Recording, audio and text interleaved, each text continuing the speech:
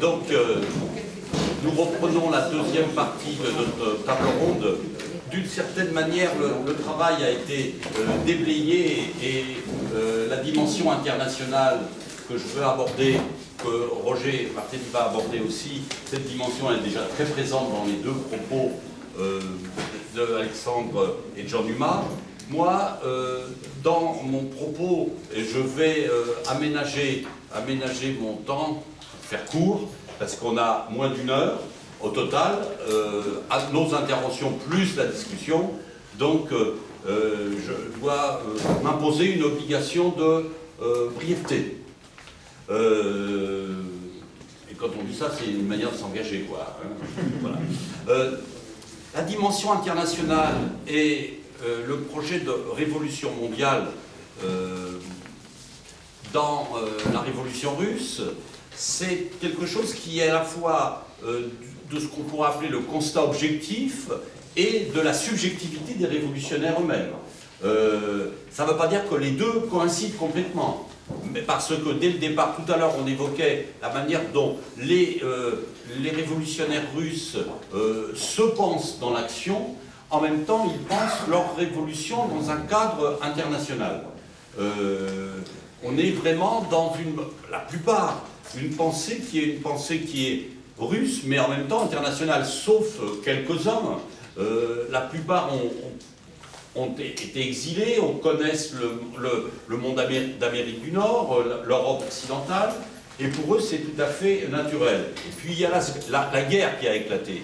Donc le contexte objectif est un contexte où le poids de l'international est majeur, des phénomènes internationaux, je veux dire, est majeur, et en même temps, c'est un monde, le monde socialiste exilé, qui est lui-même confronté à la crise de l'internationalisme ouvrier, puisque l'international socialiste a explosé à partir de 1914, que les oppositionnels à la guerre se réunissent sous forme, ils sont minoritaires, ils vont se réunir en Suisse en 1915 et en 1916, oui, à Kiental, à Zimmerwald, et entre eux, ils se déchirent ou ils se divisent, selon les interprétations qu'on veut donner de ces débats.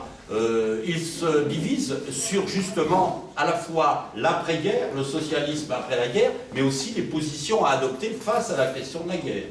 Pays médiate, sans annexion, ou au contraire, transformation de la guerre en guerre révolutionnaire, ça fait partie du débat, et du débat avec une partie des socialistes allemands qui ont pris des positions d'hostilité à leur gouvernement, mais en même temps sur des bases souvent pacifistes ou de paix sans annexion. Il y a donc dans le mouvement socialiste international ceux qu'on appelle les Zimmerwaldiens, mais aussi à l'intérieur la gauche zimmerwaldienne, et la position de Lénine, là encore, est une position marquée par une intransigeance qui l'amène à dire qu'on ne pourra pas reconstituer l'internationale socialiste, qu'il faut une nouvelle internationale et qu'il faut tirer les leçons de ce qui s'est passé, c'est-à-dire de l'ainsi nommée faillite de 1914. Et donc, ce qui se passe en 1917 avec l'éclatement de la révolution en Russie, pour lui, pour Lénine et pour les autres, n'est pas c'est une surprise au sens factuel et de l'événement. Ils ne s'y attendaient pas, encore quelques semaines avant, mais quand l'événement survient, il est interprété dans une grille qui est une grille d'analyse qui est internationale. Dès le départ. Les premiers textes de Lénine, quand il écrit et qu'il est encore en Suisse, et qu'on appelle ça les lettres de loin, puis dans les thèses d'avril, on a, de façon argumentée en quelque sorte, la référence à la situation internationale, à la guerre, mais aussi au mouvement révolutionnaire qui ne va pas tarder à se développer.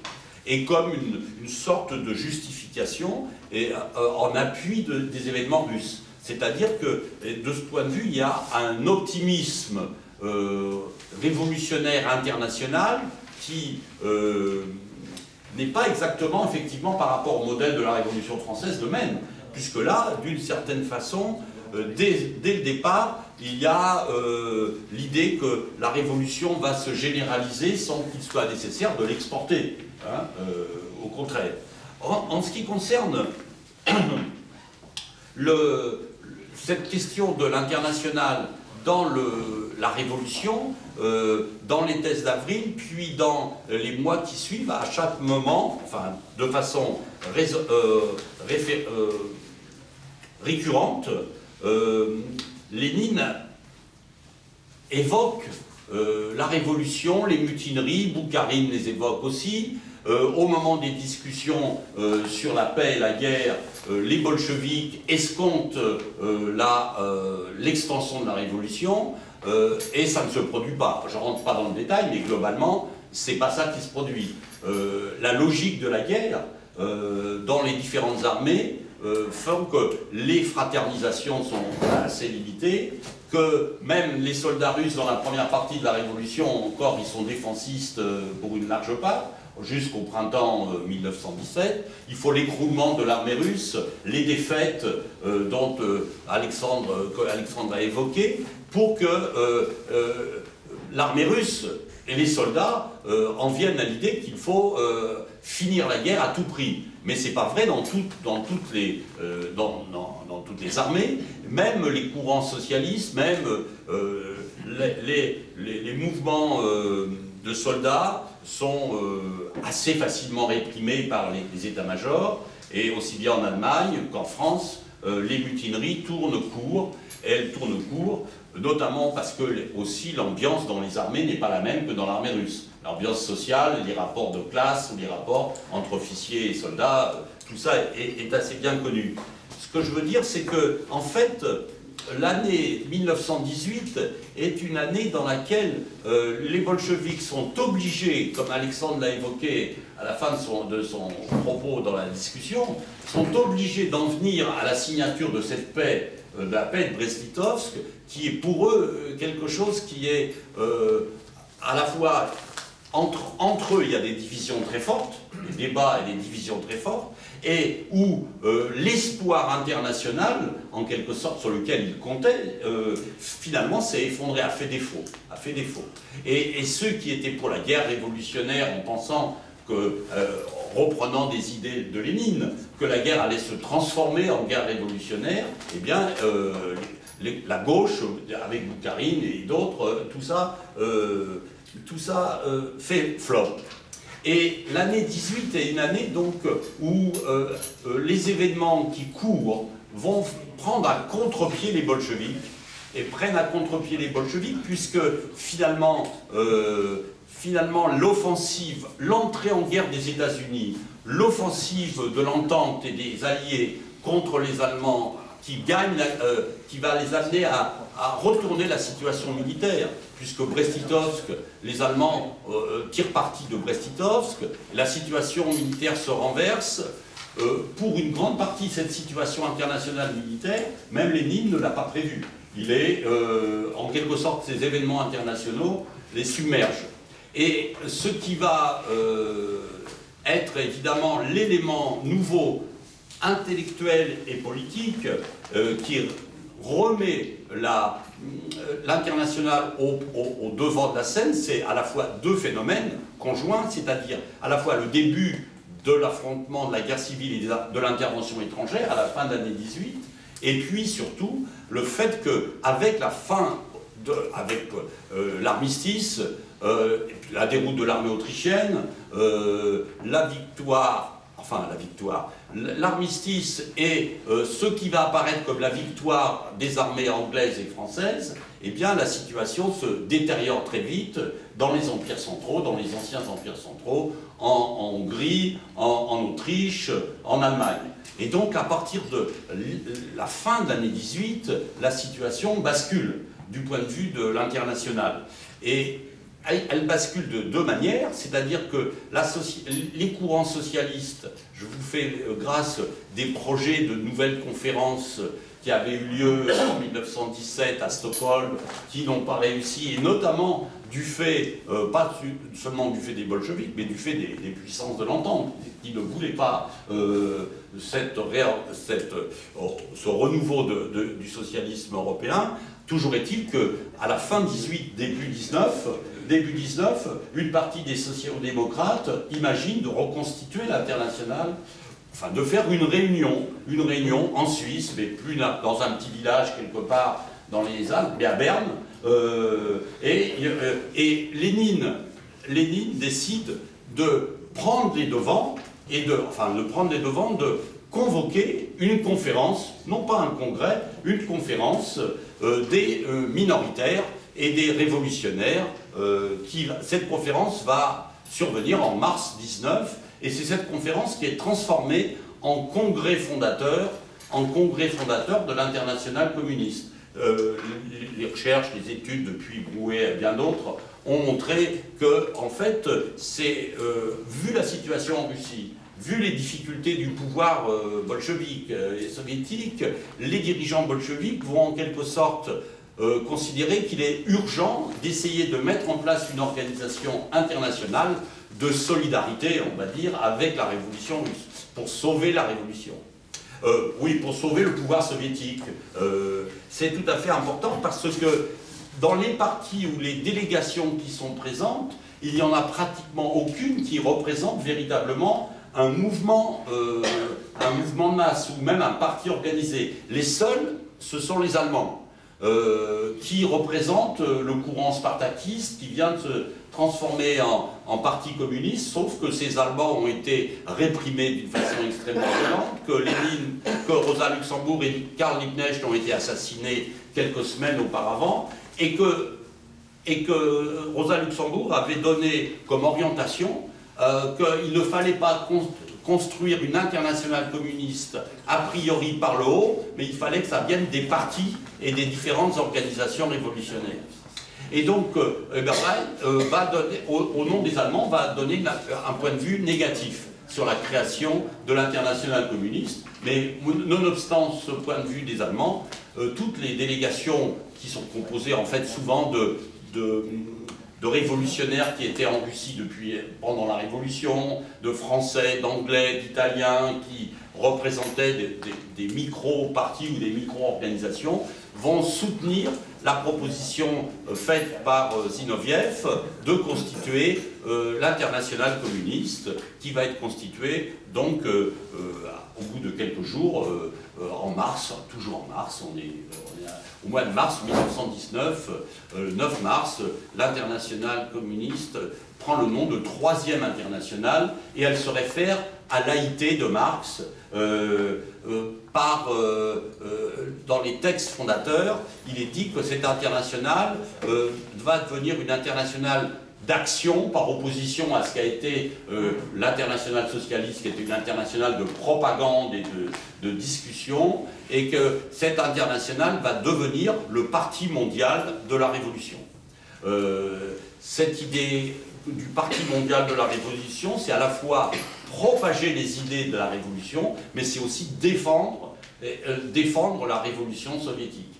Et ça, c'est dès le départ fondamental pour bien articuler la dynamique de ce qui se passe en Russie avec cette internationale communiste. L'idée de l'espérance de la mondialisation de la Révolution, je pense qu'il faut la restituer dans une chronologie qui court du printemps 19 jusqu'à la fin de l'année 1920, voire début 21, de façon forte. Il y a l'idée qu'à travers ce qui se passe en Allemagne, ce qui se passe en Hongrie, ce qui se passe ensuite en Pologne, ce qui va se passer du fait de l'armée rouge et de ses succès militaires au printemps 1920, la révolution gagne du terrain, et en septembre 1920, c'est le congrès des peuples d'Orient, en septembre, à Bakou, et là, l'idée, c'est justement une grande alliance internationale anti-impérialiste.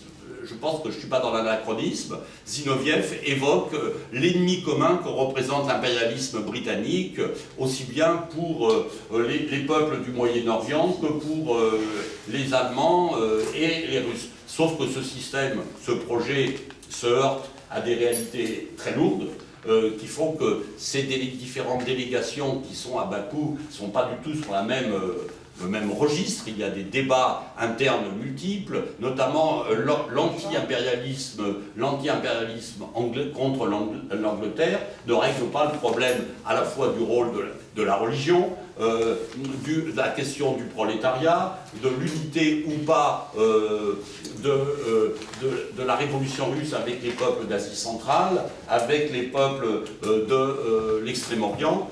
Et on le sait, le congrès de Bakou ne débouche pas sur des structures pérennes et durables de ce point de vue de l'internationale communiste.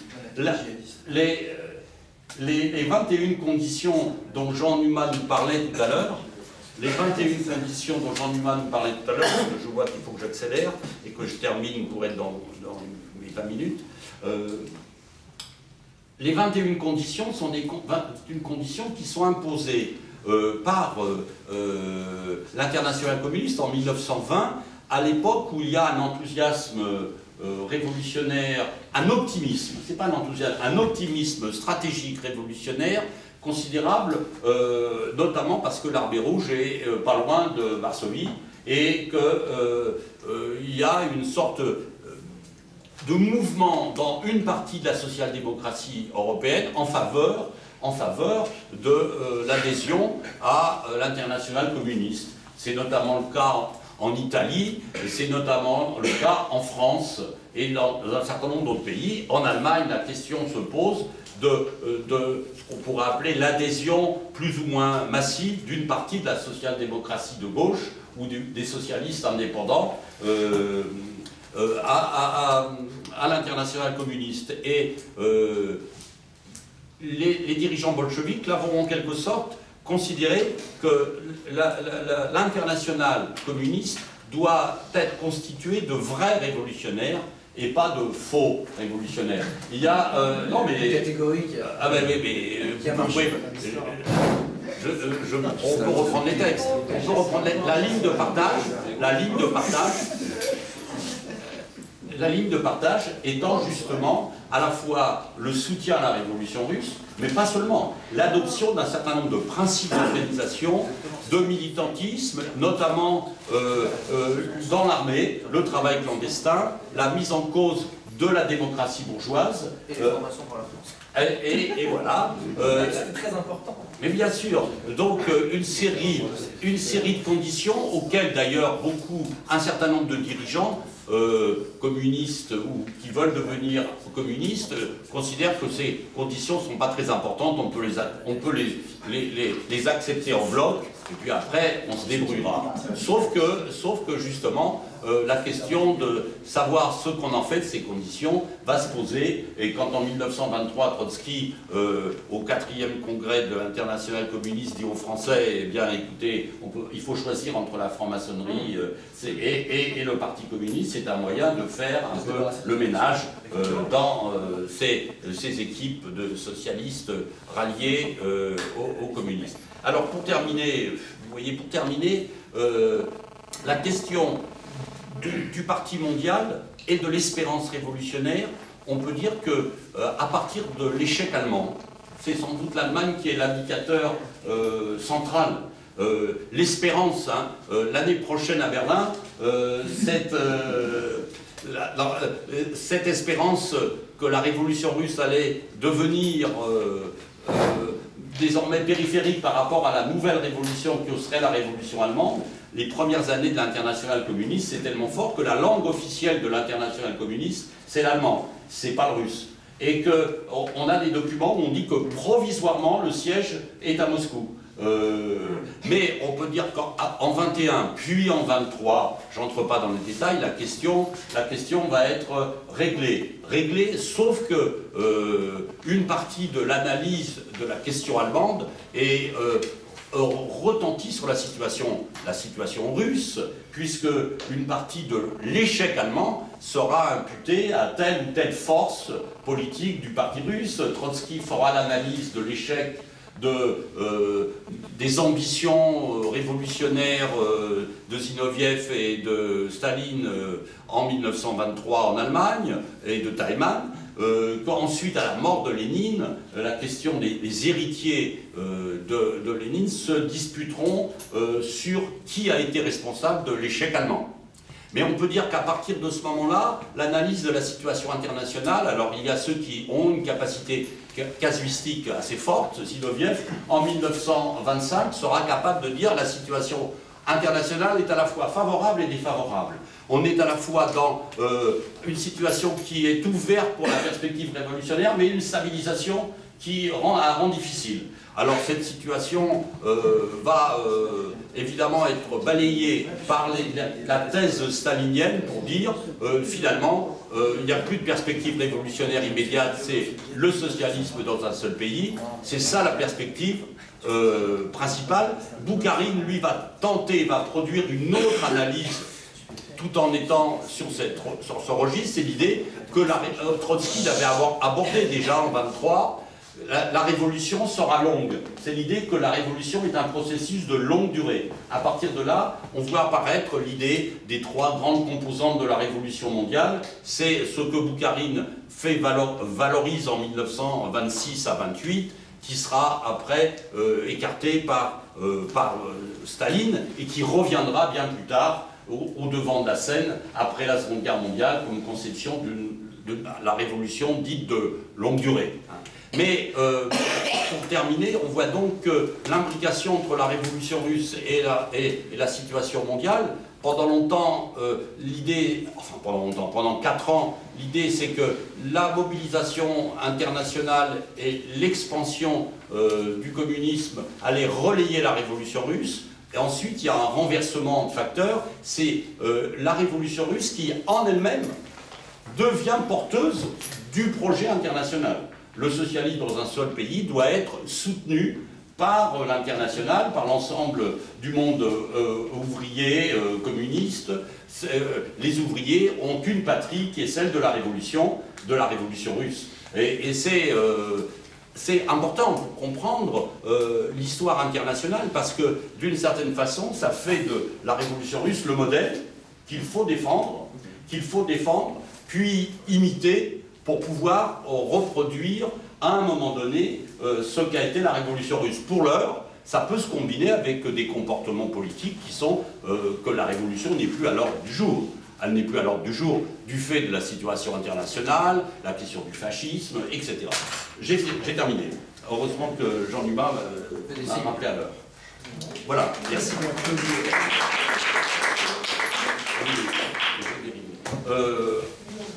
Je vais essayer d'en faire autant avec le sujet cosmique du modèle, de la révolution d'octobre, comme modèle politique. Je partirai du constat que tout le monde fait, qui est qu'effectivement la révolution d'octobre et le système soviétique, l'installation du système soviétique qui le suit, a été l'objet d'un processus de modélisation et de mythification même. Le modèle et le mythe, ça s'interpénètre, qui est un phénomène de portée universelle et qui est un phénomène à certains égards totalement inédit dans l'histoire du mouvement ouvrier. Je vais expliquer cette idée du caractère inédit. Avant 1914, il ne manque pas dans le mouvement ouvrier de repères d'identification forts. Ces repères d'identification, ça peut être des hommes, Marx, Engels, Kautsky, par la suite. Ça peut être des organisations.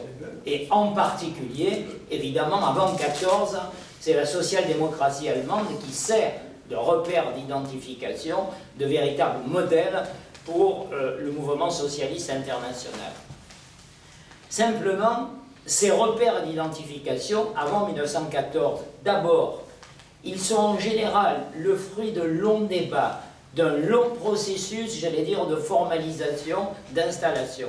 Et d'autre part, ce sont des processus qui sont toujours relatifs, qui font l'objet de diversité d'interprétation, qui font l'objet de conflits.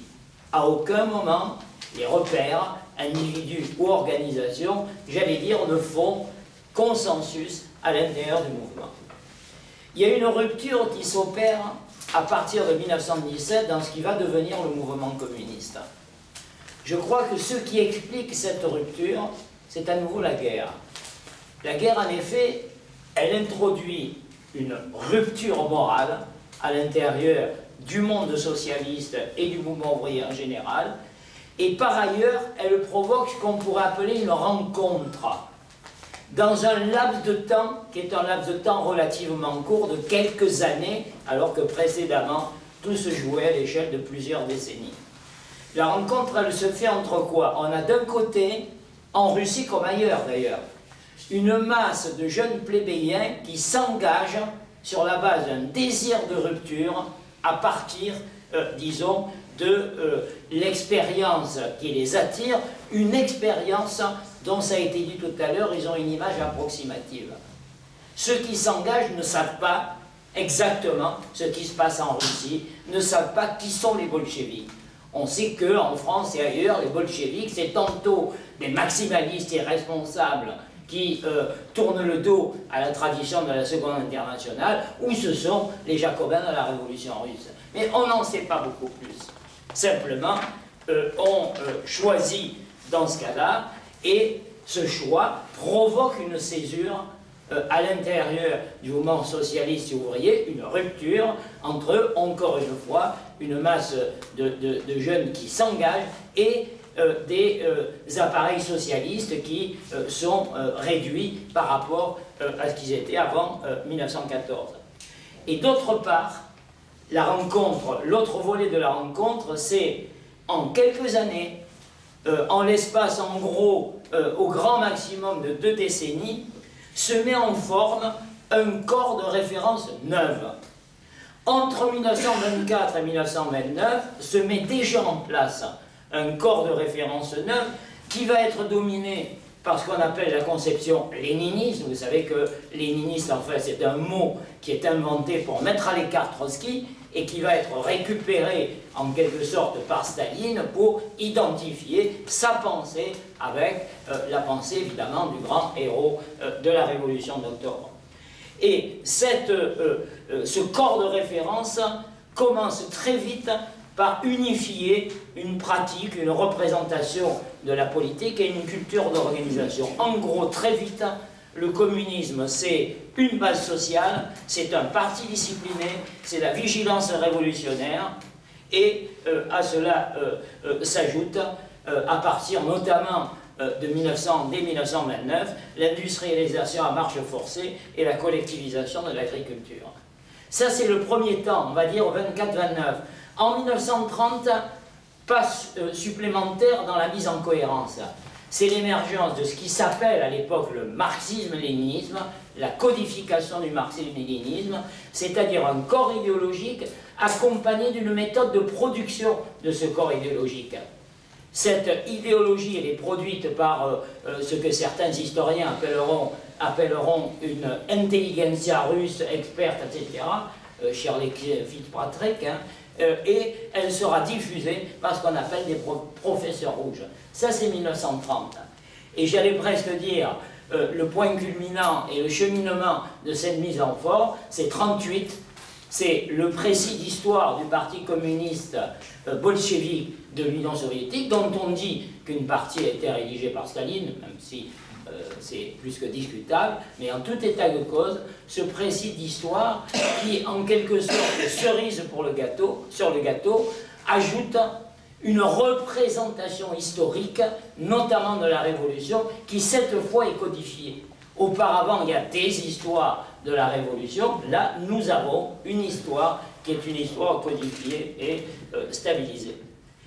Et l'ensemble a une cohérence qui est d'autant plus forte et d'autant plus reconnue qu'elle est légitimée par ce qui est apparu dès le départ comme un succès inattendu. On attendait la révolution dans les citadelles du capital, et c'est en Russie que se déclenche cette révolution, c'est-à-dire dans un endroit où le mouvement révolutionnaire est un mouvement petit, dans des conditions extrêmement difficiles, mais où ce qui a emporté la décision, c'est l'esprit de discipline, c'est l'engagement, c'est le volontarisme. Et donc il y a une sorte, à partir de là, de cohérence qui s'installe, j'allais presque dire, entre une représentation qui se stabilise de la Révolution et de ses lendemains, et un corps de référence idéologique qui fonctionne sur la base d'une cohérence qui est une cohérence très forte. Et c'est, j'allais presque dire, au fond, d'une certaine manière, cette cohérence, c'est l'équivalent dans l'ordre symbolique, théorique, de ce qui est la discipline dans l'ordre politico-guerrier. Et on a donc désormais quelque chose qui fonctionne, j'allais dire, de manière cohérente et qui structure les représentations à l'intérieur du mouvement communiste. Et c'est là qu'il y a une situation inédite de modélisation, mythification, comme elle n'existait pas auparavant. Pendant tout le 19e siècle, comme ça a été dit, et dans la révolution russe elle-même, les références historiques fonctionnent. Le modèle de la Révolution française, le modèle, on va dire, plus négatif que positif de la Commune de Paris. Quand je dis le modèle plus négatif, c'est il faut surtout éviter la semaine sanglante, hein, qui structure les comportements. Mais ces références restent dans l'imaginaire, j'allais dire, au communisme, mais sont relayées par l'exemple d'Octobre et de ses suites. Simplement, l'exemple d'Octobre, à la différence des références historiques précédentes, n'est pas simplement une sorte de réserve symbolique. Ça devient un véritable modèle. Ça devient un véritable modèle avec deux dimensions dans ce modèle. C'est deux choses au travers de l'idée de modèle. C'est d'une part, oui, ça fonctionne comme un modèle pour les individus et les forces qui se réclament de ce modèle. Modèle, ça signifie d'une certaine façon, il faudra bien faire ce qui a été fait en Russie à partir de 1917. Le modèle, là, dans ce cas-là, c'est le modèle au sens strict du terme. C'est quasiment le principe, sinon de l'imitation, en tout cas s'inscrire exactement dans la trace. Il y a une deuxième idée à laquelle je tiens, qui est que ce modèle, j'allais presque dire, il n'existe pas isolément. Il est enchâssé dans ce qui est devenu une véritable culture politique, Entre 1929 et 1953, s'est installé en Union soviétique un système social cohérent, auquel on peut donner le nom de stalinisme. Mais à partir de là, ce système social est devenu le pivot d'une véritable culture politique qui, elle, est de portée universelle et qui a deux dimensions. Cette culture, c'est celle qui sert à souder idéologiquement le mouvement communiste et le souder idéologiquement sous une forme qui, dans un premier temps, se veut une forme monolithique. Le terme de monolithique n'a rien à l'époque de péjoratif, au contraire, c'est, j'allais dire, on se réclame d'un corps monolithe. Et la deuxième idée, c'est une culture qui, dans certains cas, va s'entremêler avec des cultures locales particulières, notamment dans l'espace des catégories populaires. C'est le cas, évidemment, par exemple, en Italie ou en France. Voilà. Donc, désormais, le modèle est enchâssé dans une culture. Il n'existe pas, j'allais presque dire, indépendamment de cette cohérence culturelle qui se formalise et qui atteint, j'allais dire, son apogée de cohérence à la fin des années 30 autour du précis d'histoire donc du Parti communiste bolchevique. Ce modèle, va vite, hein, se décrit en trois volets. Quand on dit modèle, c'est trois choses en même temps. C'est trois choses en même temps, successivement, on pourra en discuter.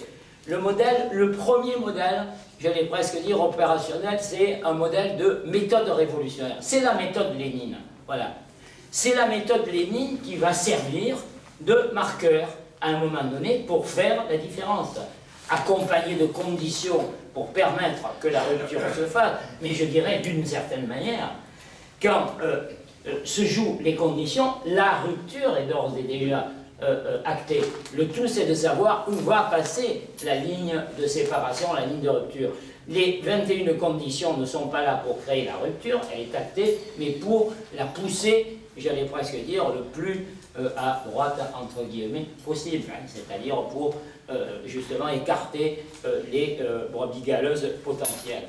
Donc, je reviens là-dessus. Donc, c'est la méthode Lénine qui sert de marqueur d'identification et qui va, j'allais dire, à partir du moment où la rupture implique de choisir entre deux modèles, c'est soit Moscou, soit Londres, parce que par exemple, dans le congrès de Tours, c'est explicite.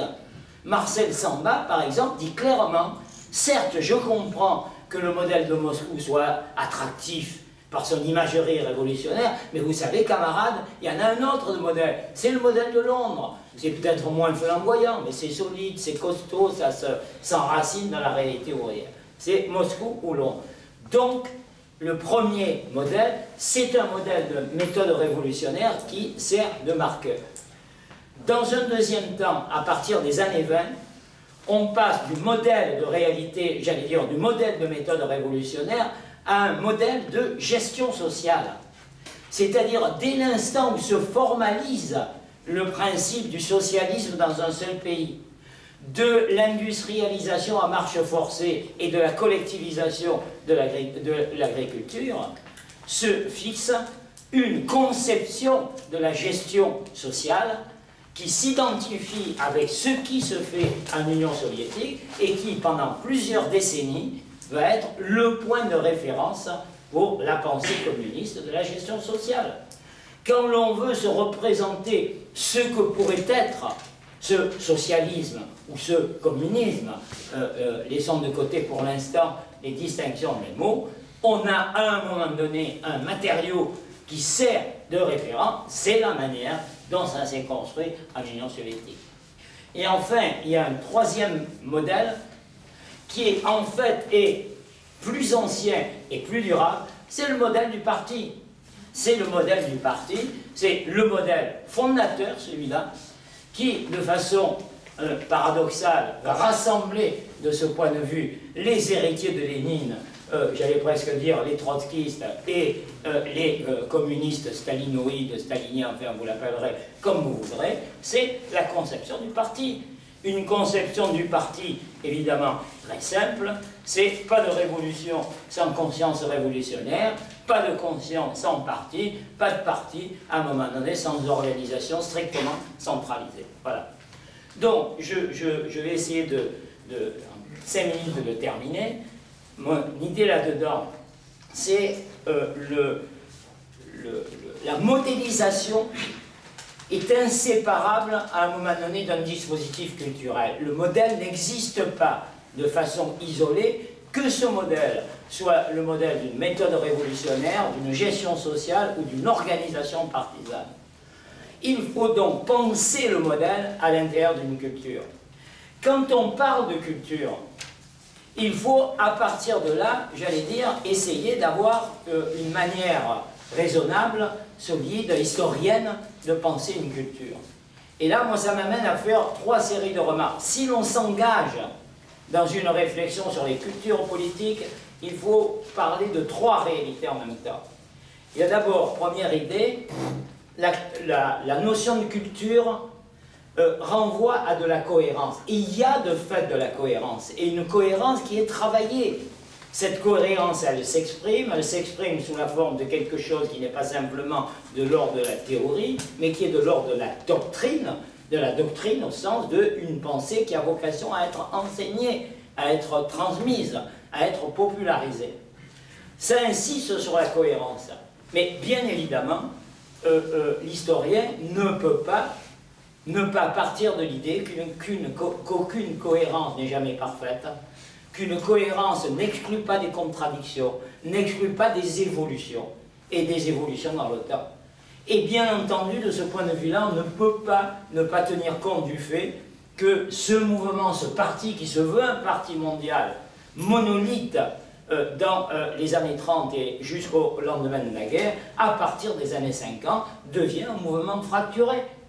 Et qu'à partir de là, j'allais presque dire, émerge à côté du modèle fondateur d'éventuels modèles de substitution. Par exemple, le modèle maoïste ou le modèle cubain. Et éventuellement, évidemment, d'autres au fur et à mesure que se développe.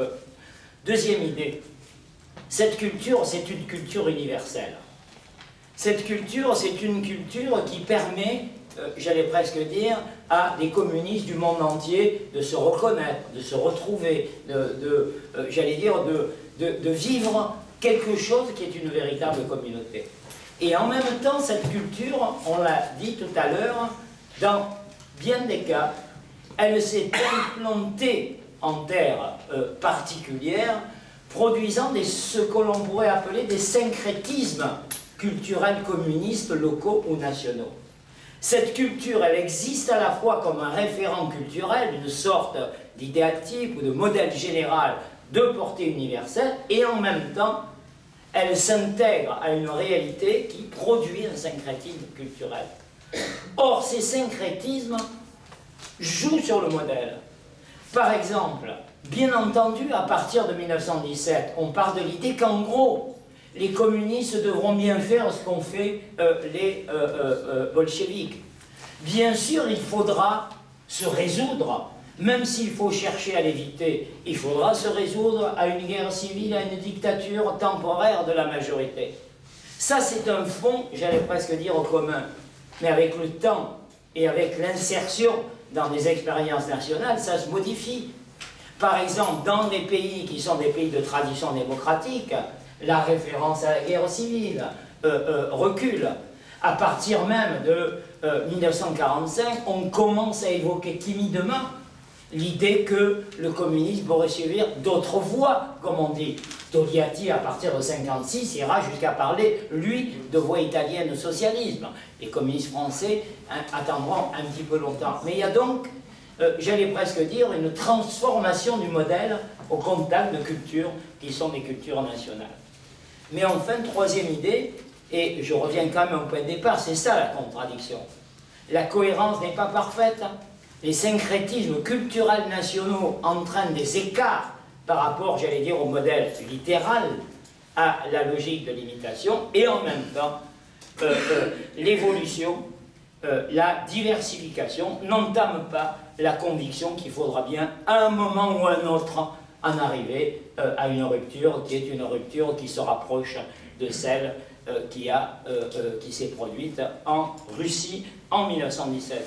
Et donc la nécessaire adaptation locale ou l'évolution dans le temps, puisqu'il y a des évolutions, ce n'est pas un corps sans mouvement, ne contredit pas l'idée, j'allais presque dire, que le commun du communisme l'emporte sur la diversification particulière, la diversification locale.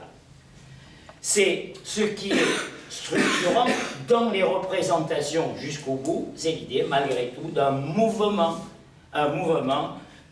et une culture universelle dont l'Union soviétique est le pivot. Je termine en disant que le fait que le modèle s'insère dans cette culture, dans cet univers culturel complexe, mais un univers culturel cohérent, explique trois choses en même temps. Et je termine vraiment là-dessus. Ça explique d'une part sa durabilité. Une culture, ça se modifie dans les formes, mais en règle générale, ça a beaucoup de mal, j'allais presque dire, à disparaître dans ses logiques.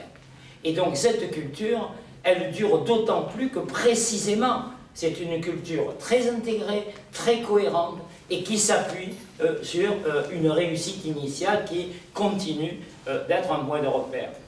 Ça explique aussi son attractivité, parce que la simplicité d'expression de la culture, qui peut à un moment donné, ou qui fait souvent sourire, c'est en même temps un gage d'attractivité. J'allais presque dire que d'une certaine façon, la doctrine réussit la simplicité de la pastorale chrétienne, mais n'allons pas au-delà, évidemment, dans la comparaison. Et dernier élément, c'est la rigidité. C'est dans cette culture, la théorie, la réalité est dérivée de la théorie, et pas l'inverse. Donc, à un moment donné, quand la réalité contredit la théorie, il faut tordre la réalité et pas modifier la théorie. Voilà, je termine là-dessus. Donc, la modélisation, au fond, ça a été à la fois une force et ça a été une faiblesse historique, bien entendu, du mouvement communiste du XXe siècle.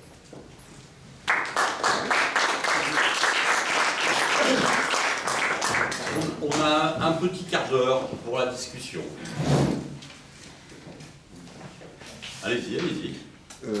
Oui, la dimension internationaliste du pouvoir soviétique apparaissait dès le début. Elle était partie intégrante de sa légitimité. Alors, soit dans une première phase peut-être offensive, la source éclairante qui irradie au monde entier, ou dans une phase défensive, le modèle que les satellites doivent protéger. Mais néanmoins, cette conception de l'État, puisque c'est bien les bolcheviks disposaient d'appareils d'État, donc c'était un État avec toutes ses attributions, ses prérogatives, cette conception contrevenait à une notion fondamentale des États, c'est qu'il faut respecter la souveraineté des États, des autres États. On est souverain soi-même, on fait ce qu'on veut, mais on respecte les souverainetés. Or, si on veut exporter une révolution, on viole la souveraineté, ce qui est un concept tout à fait inacceptable pour les autres États en tant que tels, et aussi les courants politiques qui ne pouvaient juger que cela comme tout à fait inacceptable, d'où la scission à Tours. Hein. Et cette conception donc de la révolution mondiale, partie intégrante de la légitimité du pouvoir communiste, a prévalu tout le temps et a culminé jusqu'à la fin par la guerre froide, 1948-1991, que le pouvoir soviétique a fini par perdre. C'était la fin. Je propose qu'on ne réponde pas immédiatement, hein. Donc on continue les questions. Alain, une question à Roger Martelly. Tu as fait une sorte de saut de puce au-dessus de 46 quand tu as parlé de la voie italienne au socialisme de 56 et tu as dit les communistes pensaient plus tard. Je partage, mais malgré tout, il y a cette courte parenthèse un petit peu synthétisée par l'interview de Torres Times devant 46, si je me rappelle bien, hein, en tout cas, je me souviens moins, mais 46. Et alors, voilà, il y a eu cette porte entrouverte où effectivement il employait l'expression d'ailleurs d'autres voies que celles choisies par les bolcheviks. Et comment expliques-tu que cette porte entrouverte ait été aussi rapidement refermée? D'autres questions, remarques à la tribune? Je sens que non, mais oui, juste parce qu'il y a une ou deux choses dans ce que dit Roger qui me fait penser, donc je l'ai dit, je ne sais pas si ça a tant d'intérêt, mais ça renvoie à la question des modèles en tout cas, sur ce que tu disais sur la force d'attractivité du modèle soviétique pour le cas français, et la façon dont ça perdure au-delà de la chronologie simple qu'on pourrait penser, les réflexions. Ça me fait penser à tout à fait autre chose dans un autre contexte, mais qui n'est pas inintéressant pour comprendre la façon dont un modèle fonctionne durablement. C'est le cas du SPD allemand, mais du SPD allemand d'après 1920. Évidemment, d'après 1945, parce qu'entre-temps, il y a, si j'ose dire, la parenthèse nazie. Mais vous savez, souvent, la chronologie que l'on fait du SPD, c'est le congrès de Bad Godesberg, avec 1959, l'abandon définitif des références au marxisme. Ce qui, d'un point de vue doctrinal, fait absolument sens. Et vous avez un certain nombre de gens qui ont travaillé plus empiriquement sur les données sociologiques, des adhérents, syndicaux, et ils disent la chose suivante, qui est assez évidente quand on prend tous les paramètres, mais qui est intéressante à mon époque de propos, c'est que, en fait, la vraie crise de la social-démocratie allemande, réformiste, alors qui pour le coup, pour laquelle le modèle soviétique via la RDA sert de repoussoir, mais donc d'unification d'une certaine manière de la classe ouvrière ouest-allemande qui est plus riche que l'Est, donc voilà.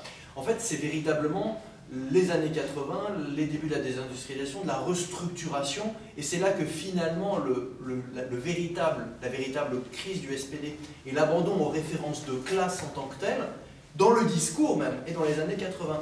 C'est un abandon formel en 1959 parce qu'il y a la guerre froide, etc., mais l'abandon à la classe ouvrière unifiée, qui existait encore dans le modèle social-démocrate, même très droitisé par rapport au PCF, et qui d'une certaine manière se ressemblait au PCF de ce point de vue-là, c'est les années 80, donc les questions des modèles, même ceux qui se sont fondés complètement contre la référence soviétique, c'est pas intéressant.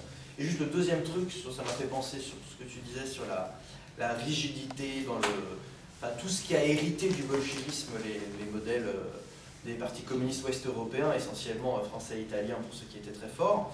En même temps, et là je connaîtrais moins le cas italien pour faire véritablement la comparaison, et puisque plusieurs personnes ont évoqué Jaurès, ça m'a fait penser aussi qu'il y a d'autres empreintes évidemment que le socialisme à la républicaine. Ayant été un peu obsédé par ça ces derniers mois, ça m'a y a fait penser. C'est toute l'empreinte finalement du micro-parti guédiste et de la tendance guédiste telle qu'elle existait, qui en fait dans le PCF joue une sorte, comment dire, traverse l'histoire du parti sans qu'elle soit véritablement officiellement assumée. Parce que alors la Gued, il a été ministre en 14, et il a fait au congrès de Tours, il a fait le choix des socialistes, mais néanmoins, l'esprit de discipline, l'organisation sur un modèle très discipliné et hiérarchisé, à une échelle beaucoup plus restreinte et pas aussi contraignante que les 21 conditions, il y a déjà des empreintes qui préexistent et qui peuvent être ravivées. Et même en faisant des croisements même électoraux, ce que tu fais très bien d'ailleurs, régionaux, on le voit bien que certaines régions guédistes, comme l'Allier typiquement, vont être typiquement communistes très très durablement en plus. Donc ça fait un continuum qui n'est pas inintéressant, et je me tais. Moi, j'ai une question à Roger, mais aussi c'est peut-être une question à Alexandre. C'est dans cet héritage ou cette dimension internationale de la révolution russe et de ce qui va être un peu modélisé, mais ce qui est l'interprétation déjà à l'époque de Lénine, c'est l'épisode de ce qu'a été l'antifascisme à partir du début des années 20. Et des hésitations sur ce qu'est la question de l'antifascisme, ce qu'il devient dans les années 30, comment c'est digérable ou pas dans ce qu'on pourrait appeler la culture de la révolution russe, c'est-à-dire la capacité à se rassembler sur des objectifs intermédiaires, de type défense démocratique, valeurs politiques communes, l'horizon révolutionnaire étant reporté un peu plus tard, puisqu'on a ça dans l'antifascisme. Deuxième manière, il y a un premier antifascisme révolutionnaire des années 20, celui du temps de 1923-24 et des débats après l'assassinat de Matteotti, etc. Et les débats internes au Parti communiste italien et l'international. Et puis il y a l'antifascisme auquel même l'international communiste se rallie, mais se rallie en ayant toujours, en termes de modèle, une grande difficulté à intégrer l'antifascisme dans le modèle. De sorte qu'après la Seconde Guerre mondiale, l'antifascisme va devenir un usage politique beaucoup plus restrictif.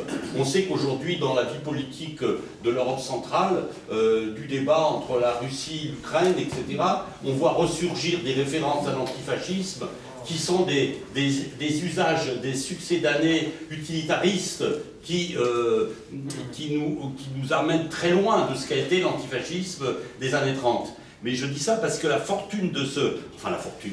l'histoire de ce concept a une place assez compliquée, que je pense, moi, assez compliquée, avec la tradition du modèle de la révolution bolchevique et une difficulté parce que, d'une certaine façon, c'est une sorte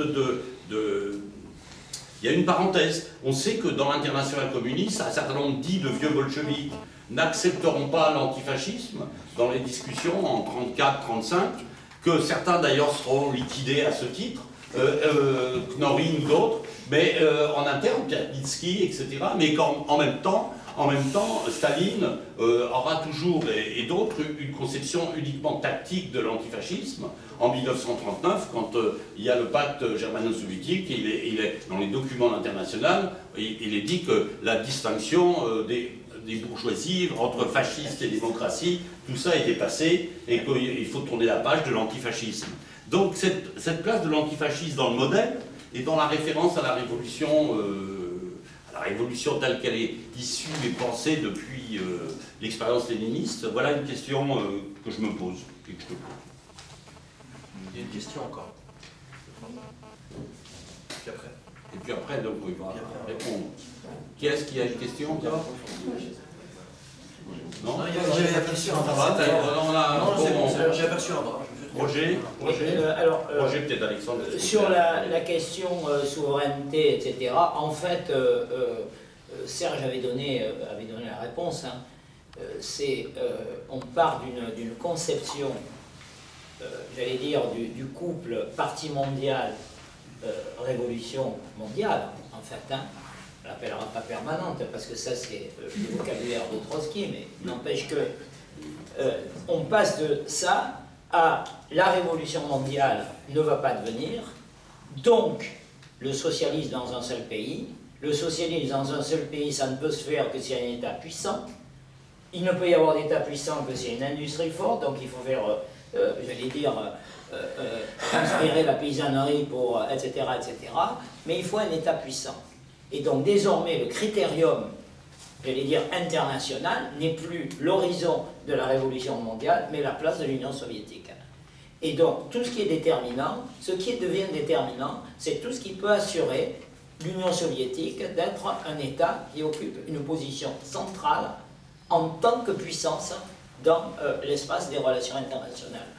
La formule fétiche de Maurice Thorez, c'est « il ne faut jamais sacrifier le tout à la partie ». Certains la connaissent ici. Ça a été utilisé en 1956 pour faire voter les pouvoirs spéciaux, n'est-ce pas, les Russes. Voilà. Et cette formule, qu'est-ce que c'est le tout? Ben, le tout, c'est la place de l'Union soviétique. Voilà, c'est ça. Donc, ce qui est décisif, c'est les rapports de force internationaux dans lesquels ce qui est déterminant, c'est la puissance soviétique. Donc, on n'est plus dans une logique de révolution mondiale, mais une logique, au fond, de guerre froide et de rapport de puissance.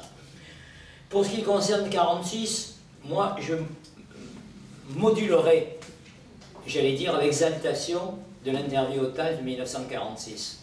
D'une certaine manière, il n'est pas original. Parce qu'à l'époque, l'idée des voies différentes, c'est une idée qui est répandue dans tout le mouvement communiste international et qui est acceptée par les soviétiques. Simplement, il y a des manières qui sont des manières plus, j'allais dire, déterminées que d'autres. Mais la manière déterminée, elle n'est pas du côté de Thorez, elle est du côté de Dimitrov. Quand Dimitrov dit on peut faire l'économie de la dictature du prolétariat. Or, le Parti français n'y arrive pas pour une raison toute simple. C'est qu'à cette époque-là, le rapport à la dictature du prolétariat, c'est un élément d'identification communiste. Si on abandonne la dictature du prolétariat, c'est Blum qui avait raison à Tours en 1920. Et donc ça n'est pas possible. Ce qui se termine en juin 1947, devant la conférence fédérale de la Seine, Maurice Thorez dit « Mais vous savez, camarades, au fond, hein, quand le président du Conseil est communiste, il parle de la Bulgarie, etc. Quand le ministre de l'Intérieur est communiste, quand, etc. Qu'est-ce que c'est d'autre, véritablement, que la dictature du prolétariat ?» Donc, à la fois, il y a avancé, mais une avancée qui à l'époque est une avancée de tout le mouvement communiste, dont se saisit Thorez, comme il s'était saisi du Front populaire en 1934, mais j'allais presque dire en n'allant pas aussi loin, par exemple, que Dimitrov à la même période. Voilà. Pour ce que tu dis sur 59, les Allemands, c'est vrai. Le cas français, moi ce qui me frappe, c'est que pour le coup, cette culture dont on parle, qui est cette culture stalino, ce que l'on veut, hein, qui est intériorisée par le Parti français, d'une manière étonnante, en France, ça contribue, j'allais presque dire, à irriguer des cultures populaires, se raccorder à des cultures populaires, qui permet au Parti français, paradoxe, de créer en France cette espèce de galaxie avec des syndicats, des associations, etc., qui ailleurs est le propre de la social-démocratie. C'est-à-dire que par une sorte de paradoxe, qui n'en est pas complètement un, la doctrine, entre guillemets, qui est au cœur, j'allais presque dire, du stalinisme, contribue à l'installation d'une culture prolétarienne, j'allais presque dire, qui est, voilà, paradoxe, pas complètement, à cause de la référence à la Révolution française, qui m'amène sur antifascisme.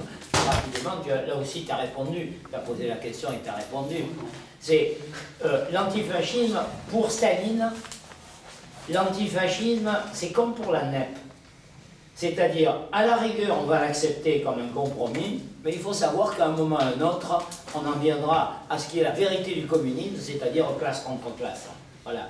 Et donc, j'allais presque dire, Staline comme Molotov ont une conception pragmatique, c'est la stratégie de Front populaire comme la NEP est un expédient tactique en attendant de reprendre le cours du combat frontal contre la bourgeoisie, classe contre classe. Ce qui en France fonctionne différemment, c'est deux choses.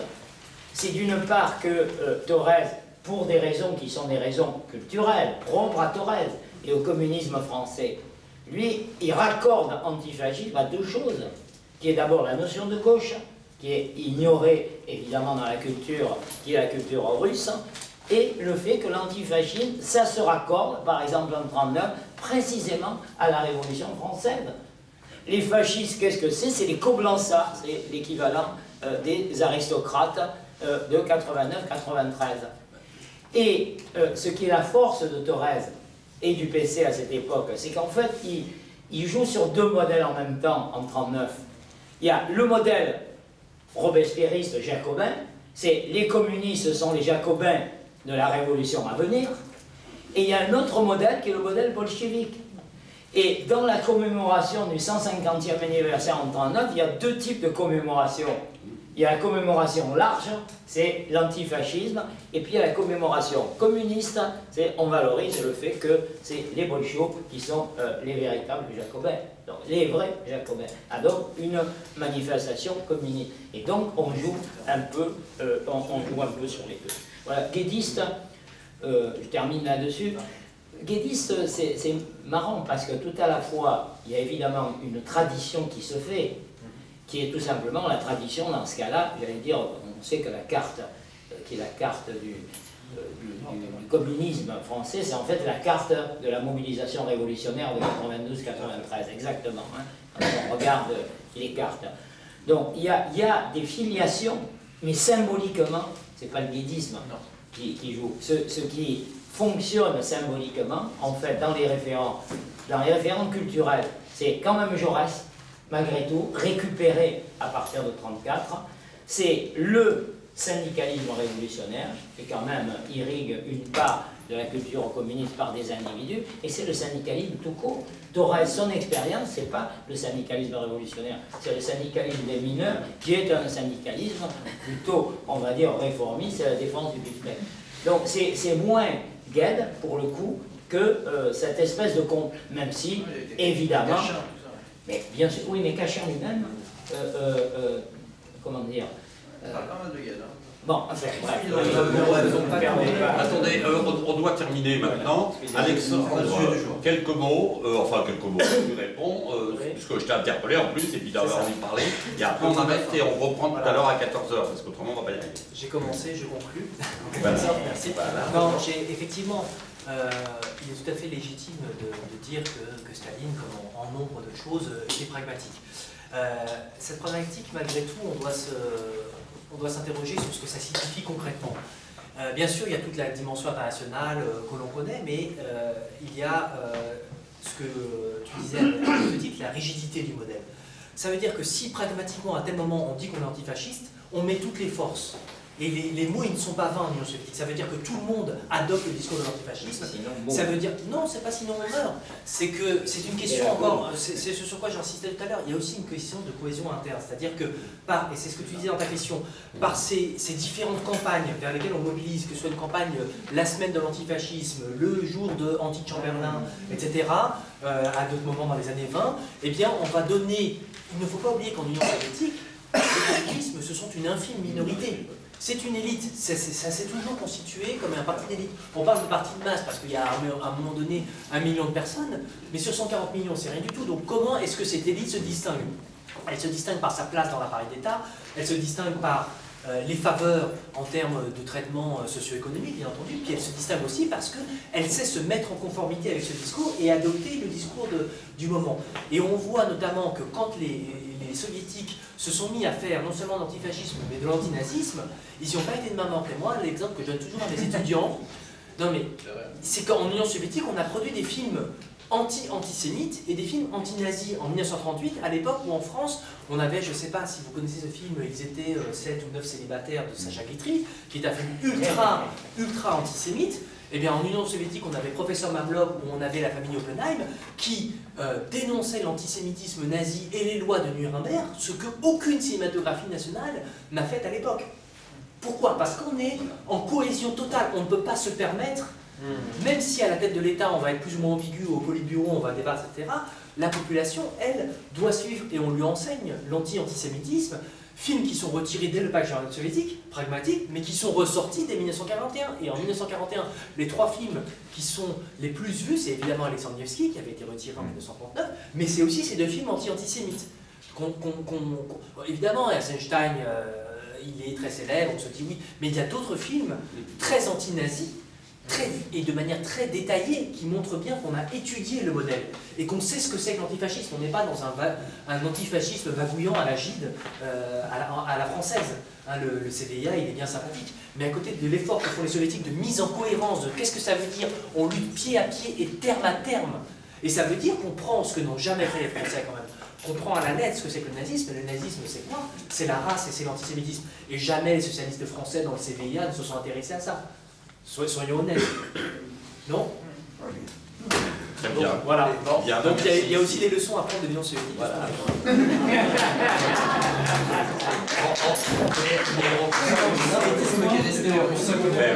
Oui, mais ça s'il n'y avait pas eu ça, ça n'empêche pas.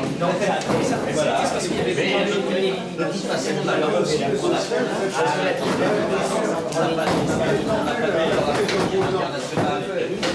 les bolcheviks étaient assimilés. C'est pour ça qu'ils avaient à cœur de suite. C'est un autre grand complot qui est moi je suis un peu Un des actes les Anglais